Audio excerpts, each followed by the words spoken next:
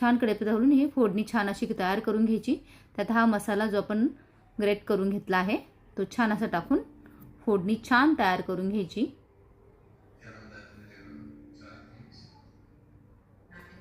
यात थोडंसं आपण हळद टाकूया।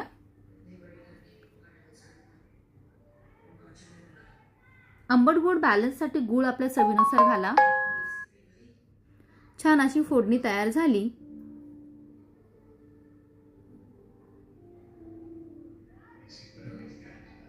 ही आता आपण शिजवून ठेवलेली डाळ तुरीची ॲड करूया आणि उकळी आली की आपली डाळ झटपट तयार होते।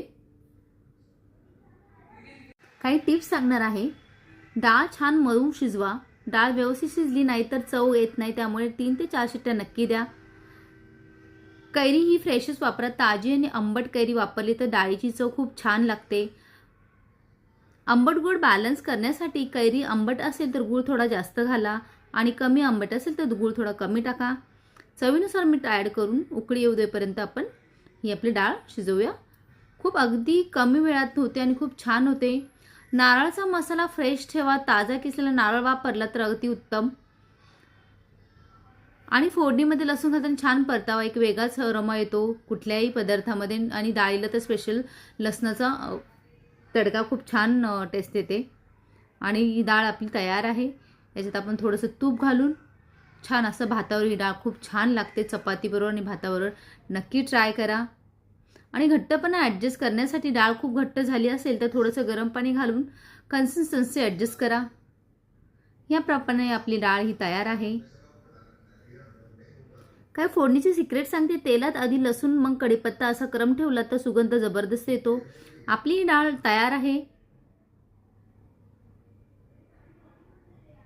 हॉटेलसारखी चव हवी असेल तर शेवटी थोडं तूप कोथिंबीर घालायला विसरू नका। तुम्ही ही डाळीत कैरी घालता की नाही कमेंट्समध्ये नक्की सांगा।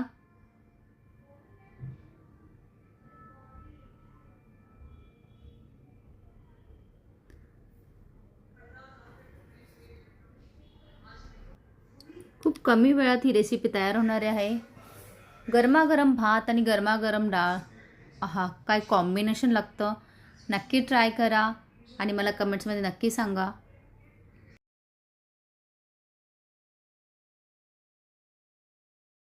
बघा, हा व्हिडिओ आवडल्यास लाईक करा, शेअर करा आणि सबस्क्राईब करायला विसरू नका। सबस्क्राईब केलं असेल तर बेल आयकॉनवरती नक्की प्रेस करा, जेणेकरून माझा नवीन व्हिडिओ अपलोड केल्यास तुम्हाला नोटिफिकेशन लगेच येईल। पुन्हा भेटूया एक नवीन रेसिपी सोबत। तोपर्यंत धन्यवाद।